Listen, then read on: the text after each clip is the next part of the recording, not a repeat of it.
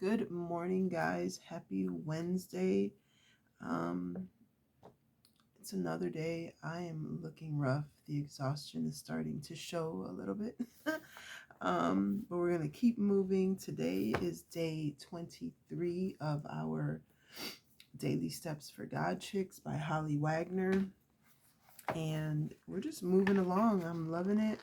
I'm loving all the devotions. I'm loving spending time with you guys. And I'm going to go ahead and get started.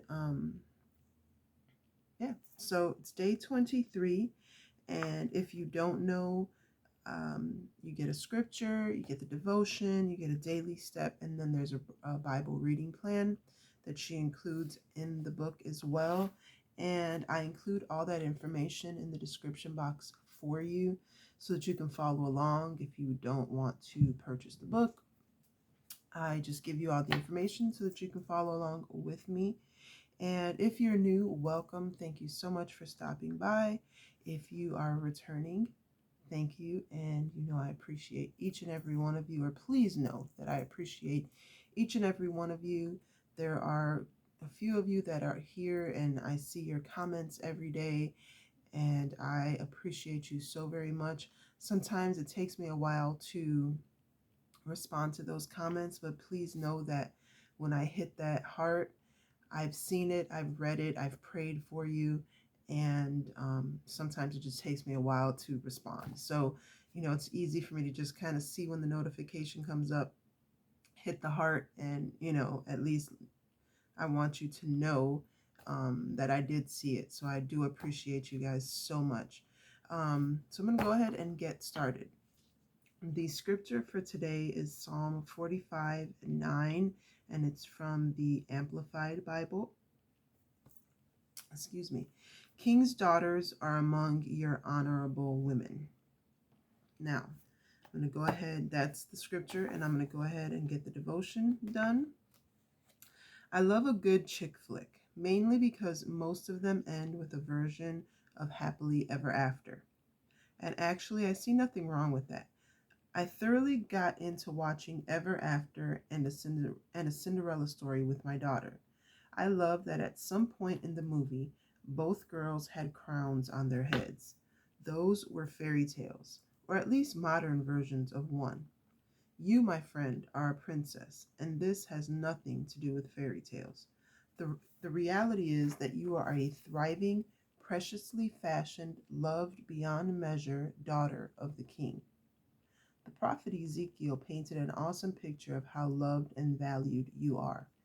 Here is my version of what he said. God is not afraid of the messes that surround you. Maybe you feel unloved. You could have been abandoned, mistreated, abused. Maybe you still are. Perhaps no one in your world has extended a hand of compassion toward you. Doesn't matter. God always comes to the rescue. He steps into the middle of your mess, grabs your hand, causes you to grow, to flourish, to change. He has even made an unbreakable covenant with you by calling you his own. He washes your wounds, cleans up your past, and anoints you for your future. He has dressed you in the finest royal garments and adorned you with rare jewels. To finish his glorious creation, he places a crown on your beautiful head. A crown, not rags, but royal clothing and a crown. When your father sees you, he sees you with a crown on your head. You are royalty. You are a princess. Being his daughter makes you a princess, regardless of what you feel like, regardless of your past. There is something wonderful that happens in our little girl heart when we realize the truth. Our princess life is not a fairy tale, it is a fact. We are the loved beyond measure daughter of a king. I love that. I love that. As a kid, they call you princess and all this stuff. And when you are saved, when you give your life to Christ, sometimes it takes a while to adjust to knowing and living like you are the daughter of a king. You have to learn how to walk with your head held high, knowing that your father is the king, you know. And because of that, when you're royalty, um, you have to live a certain way. You have to address people, um, and just there's just a different way that you have to carry yourself when you're royalty. And we're not necessarily raised to feel like, to behave like royalty. But when you give your life to Christ, you're living in a whole new lifestyle. It's a whole new lifestyle. God is the king of everything. Like, we should um we should carry ourselves differently once we start living for Christ, because we're representing God. We're representing everything that he stands for. And we're not going to be perfect, and our lives are not going to be, blemish free, and everything's not going to be strawberries and flowers and frills all the time. But there is a standard that we have to uphold. We are set apart. We are different. We're supposed to be different. And when we address people, we should address them with love and kindness. And they should know. People should know we're a peculiar people. People should know that we're saved and that we live for Christ. And I'm not saying, go out there and condemn people for not living for Christ. We're supposed to approach those people with love, no matter what. I always tell people, I don't hate anyone.